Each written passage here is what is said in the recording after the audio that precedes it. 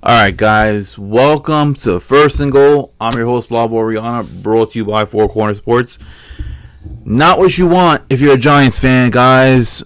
Yesterday was Thursday Night Football, and Giants were in Santa Clara facing the San Francisco 49ers. And, man, as a Giants fan, I watched that game, and I'm like, alright, no Saquon Barkley, no Andrew Thomas, two very, very key components for the Giants offense for it to function. Daniel Jones didn't have any time. As much as I do not like Daniel Jones as a quarterback, and he is never going to be great, he is never going to be somebody that will carry you far. Alright. I know that the Giants brass, they love him. Ownership, they love him and stuff like that. They think that he's going to be an Eli. They believe that he is going to wilt them one, maybe two Super Bowls. I am a realist, guys, and I'm going to tell you that he will never, ever, alright, get you a Super Bowl ring. He will not do it. He is not Eli Manning, alright. He is a man that's getting paid heavily more than Eli has ever have gotten paid in a single season. And that is obviously because of the fact that everything goes up for quarterbacks pay wise, and he is getting paid $40 million a year. And even though he didn't really have much time to throw the football, I still do believe that he should have been able to make sure that team was afloat, in which they were. They were afloat in the first half, but you know what? When he was under pressure, that boy was only able to throw for 7 yards. When he wasn't under pressure, he was able to throw for 130 yards. Do you see the difference? All right. Last week, hell of a performance. All right. First 6 quarters of the season, donuts. All right. Zeros. First game of the season, gets shut out 40-0 against Dallas. First half of last week's game, shut out against one of the worst teams in football, if not the worst team in football. All right. The second half of last week's game, they make a whole 180 and they flip the script. They score a touchdown immediately coming out into the second half. They gave up a touchdown, and then after that, after being down 28-7, they did not look back, and they just kept on going for it, and they managed to win the game. They were able to win the game 31-28. Daniel Jones was able to throw for over 300 yards. I believe he had 1 or 2 interceptions.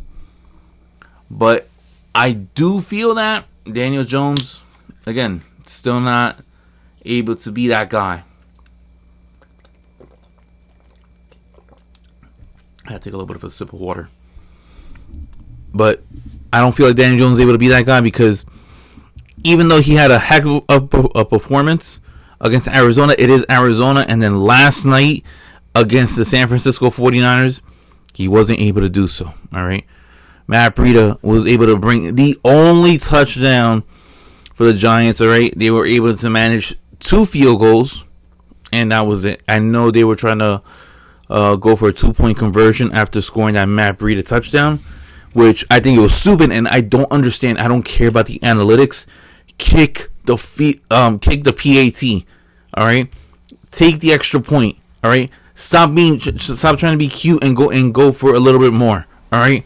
Clearly, San Fran has one of the best red zone defenses in the NFL, all right? And they were able to snip that immediately, all right? I hate it. I can't stand it when teams go for 2 when it's not even necessary, all right? It was the third quarter. It was the beginning of the third quarter. No reason for it whatsoever, all right? Now you're down a point, and then nonetheless, San Fran gets the ball back, and what do? They just chunk away, eat yards. Deebo Samuel, running it up with that yak. All right, Christian McCaffrey, 12 consecutive games that he has scored a touchdown. Incredible. All right, Brock Purdy throwing for over 300 yards against that Giants defense. All right, which I thought coming into the season was going to be somewhere within like the top 12, and clearly they haven't been doing so great whatsoever, because you get 40 points week 1, 28 points week 2. All right, get blown out get blown out in the second quarter in week 3. I mean, come on, guys. I mean, this is not what you want. This is not what you want as a Giants fan. So you give a 40, 28, and 30. All right, you have given up almost 100 points in 3 weeks. That is unacceptable for the Giants. Unacceptable whatsoever. I don't care how you slice it or not. All right, almost giving up 100 points in 3 weeks is outrageous. It is outrageous. All right, that is mind-boggling. And Daniel Jones, I get it. No Andrew Thomas. Evan Neal rolled his ankle late in the fourth quarter.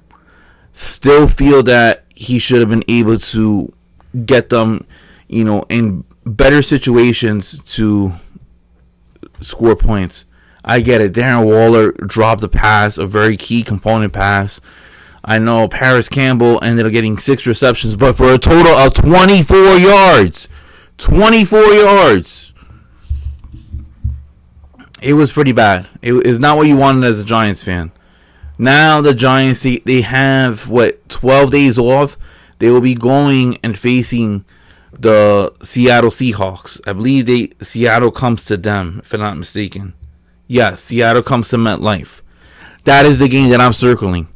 Not only that is the game that I'm circling that game in particular because if they can't win that game, this season is a wrap.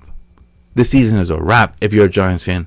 I don't care what you're going to say because after that, you're what's it called? I believe the Giants are going to Miami and they ain't beating Miami whatsoever. And then it's the Bills. And then it's the Commanders, who I personally do believe is a really good football team and is probably going to smoke the Bills. Well, maybe not smoke the Bills, but I have a feeling that they're going to end up defeating the Bills this weekend. Giants don't have a good offensive line. Daniel Jones is running for his life. He's a good running quarterback, I can tell you that. He can scramble and stuff.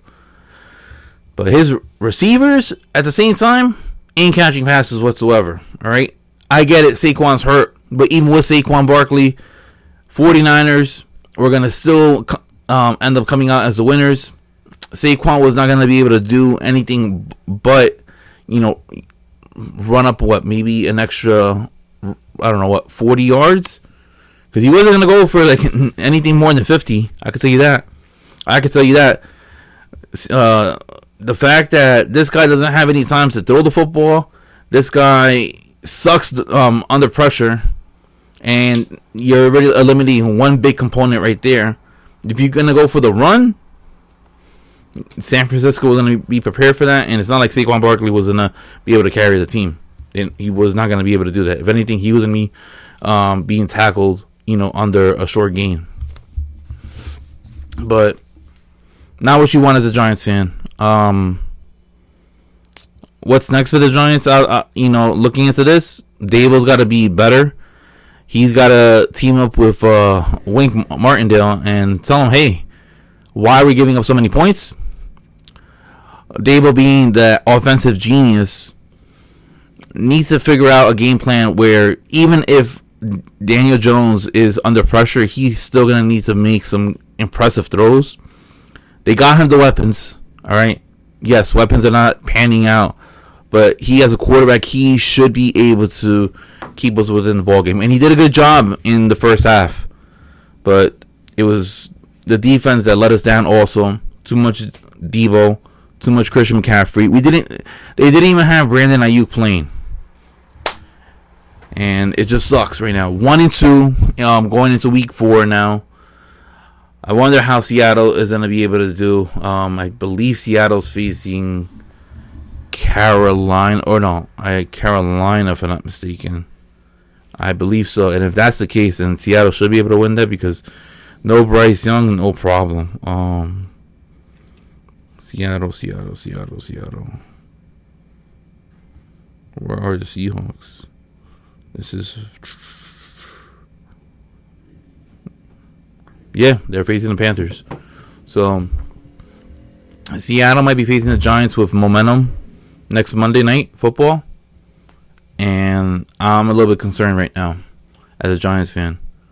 If the Giants can't protect Daniel Jones, if Daniel Jones can't throw balls while he's under pressure, I really don't see how this team, is expected to be an improved roster. But we'll see what happens.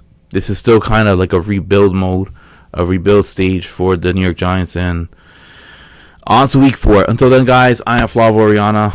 I'm going to come out with something more than likely on Monday. I'll be discussing about the Jets. I'll be discussing about how either they win or lose against New England. Will they be able to stop the streak of being down 14 games in a row? Or does the streak continue to 15 games?